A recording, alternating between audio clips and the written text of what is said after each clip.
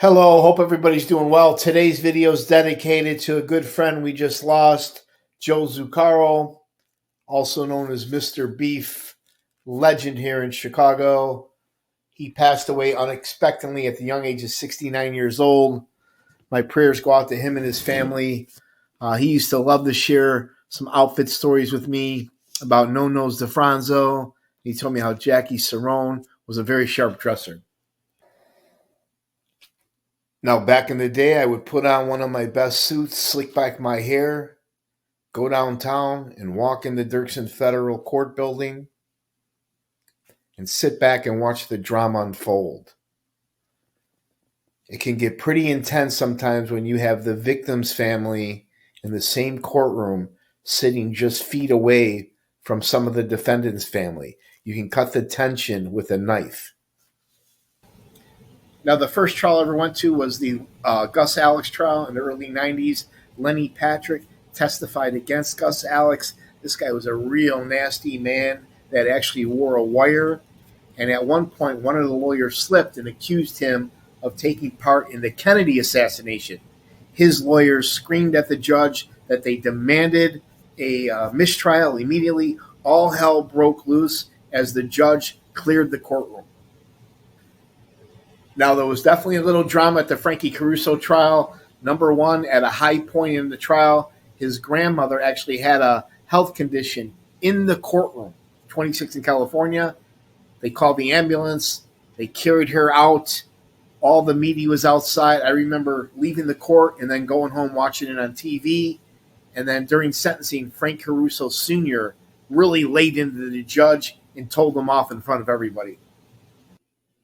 Now, the most drama I've ever seen in the courtroom is with this guy, Frank Calabrese. Imagine being 10, 20 feet away from this guy as his son, Junior, is testifying against him. Frank Sr. would shake his head, laugh out loud. And then it even got worse when Nick Calabrese, his own brother, testified to the 14-plus murders that they participated in. That's when Frank would lose his temper, pound his fist on the table, and yell at everybody. Now, I think the climax of the trial, you could hear a pin drop when Nick Calabrese talked about the day the Spilotros were killed. When he got to the house, he said all the heavy hitters were there. Everybody was wearing golf clubs. And when Michael came down the stairs, he gave him a friendly handshake and then immediately dove for his ankles. Michael got strangled. Tony has to say a prayer. He was denied and beaten and stomped. Now, it got pretty emotional when Mrs. Seifert got on the stand and started crying, going back to the day her husband was killed. She said that she was sure it was Joey Lombardo behind one of the masked gunmen. And Rick Halpern, he felt sorry for her. He didn't really go after her like a really good defense attorney would have. Even a lot of the jurors were swayed by Mrs. Seifert. Now imagine these two heavyweights going at it back and forth. Joey Lombardo at his age and a very experienced top prosecutor, Mitch Mars. They were going back and forth, raising their voice, even yelling at each other at one point. Mitch Mars called Joey Lombardo a murderer, a con man, a career criminal. Accused him of being boss of the Grand Avenue crew. Joey would yell back, President Bush has a bigger crew. Now, it took Junior probably half a day to calm down, calm his nerves. I mean, he was actually testifying against his father. But most of his questions by the government were scripted and well-rehearsed. But when Joe Lopez got a hold of him, he destroyed him. He got Junior to admit he was a crackhead, that he was a coke dealer, that he stole money from his family and his neighbors, and really belittled Junior on the stand. Now, throughout Nick Calabrese's testimony, it was pretty stone cold, no remorse whatsoever. However, he did get a little emotional when he talked about how they almost killed Michael Cagnone's wife in the bomb. And he got very emotional when he talked about how he killed John Feccarata, his best friend. They struggled in the car over the gun. Feccarata got out. Nicky chased him down, shot and killed him, and dumped the gun. Now, these two had a staring contest during the trial. Um, when Nick Calabrese testified how they killed Nicholas DeAndrea, little Jimmy and him were talking about how strong he was. I thought for sure the son, the guy here on the left, was going to leap over the bench and attack Jimmy, and Jimmy was staring right back at him. But imagine seeing the man that killed your father. Now, nearly every day at the Family Secrets trial, or every other day, there was some drama.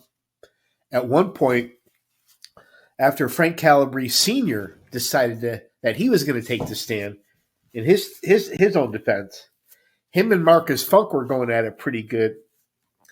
And at one point, he mouthed the words, "You are an effing dead man." Marcus Funk caught it. The judge called a timeout and scolded Calabrese.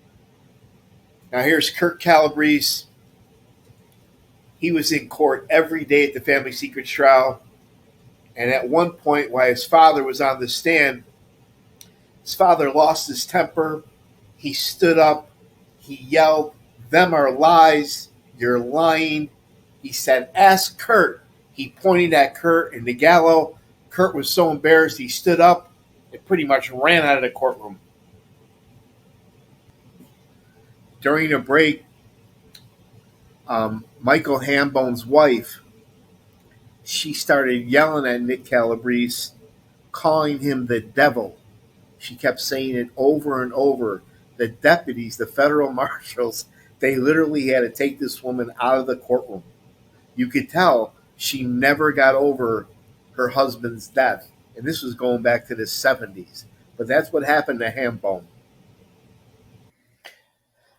Now, there's usually drama outside the jury's presence. One time, Paul Haggerty's widow, he's the guy that worked at Marshall Fields that got killed, she yelled out loud out of nowhere, "You son of a bitch, you killed my husband." She yelled it 2-3 times at Frank Calabrese Sr. As the guards approached her, he just smiled, told her, "God be with you, God bless you." It was hilarious.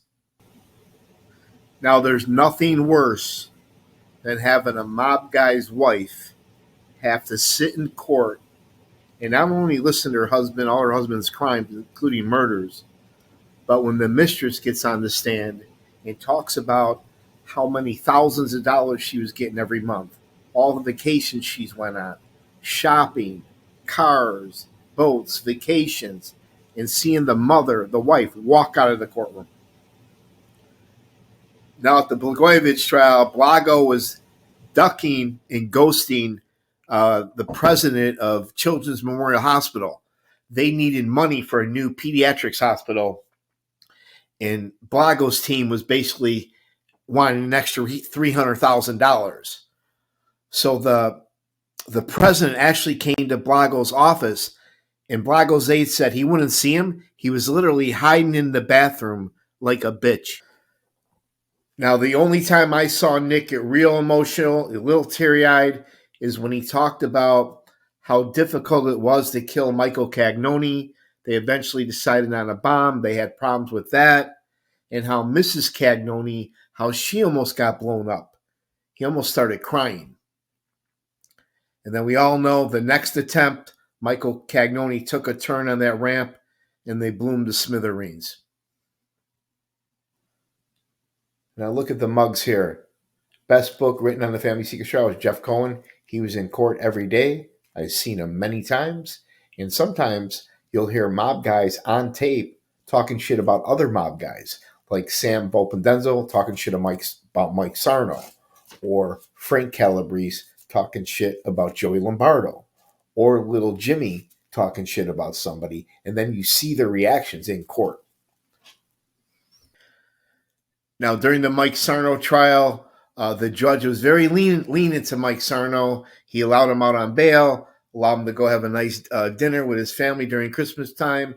But at the end, when he was found guilty, the judge sided with the prosecutor, felt he was a flight risk, took him into custody immediately. Mike and his family weren't expecting that. Mike pulled out a little piece of paper to read. He started crying, and then his lawyer had to read it for him. Very sad. Now, one of my favorite characters was Sam Volpenvenzo. He came out 80 something years old, orange prison jumpsuit, wheelchair. He did not give a fuck, this guy.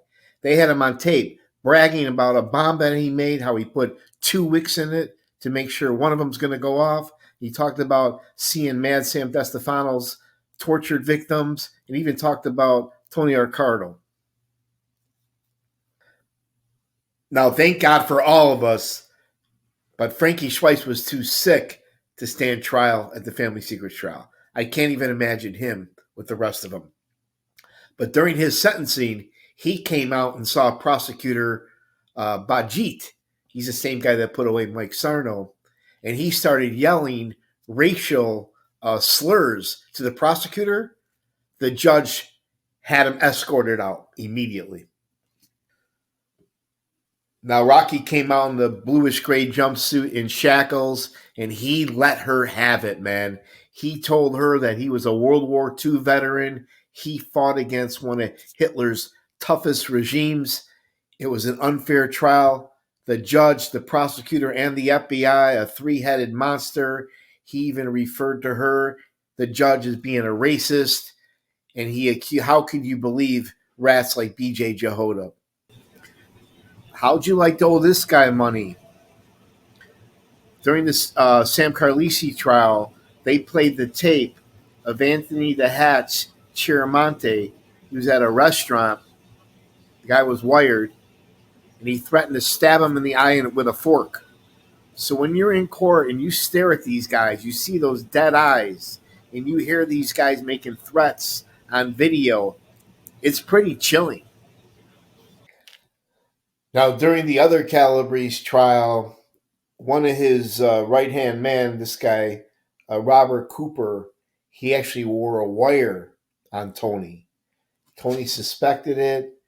He pretty much stripped off his clothes, and he's beating him. You could actually hear it on the wire, him getting a beatdown with steel-toe construction boots. Somehow, Tony never found it, but you could hear the Cooper screaming that he's not a rat. Now, when I went to the Larry Hoover trial, he was running the gang, one of the largest gangs in the country, from his prison cell in Vienna. They would talk in code. The government picked it up on transmitters and the visitors' passes.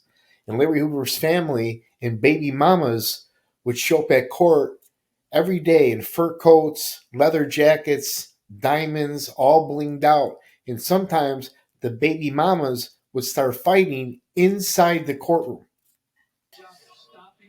Now, I actually went to the Vice Lord trial. These guys were running a multi-million-dollar drug operation on the west side, the Patterson crew.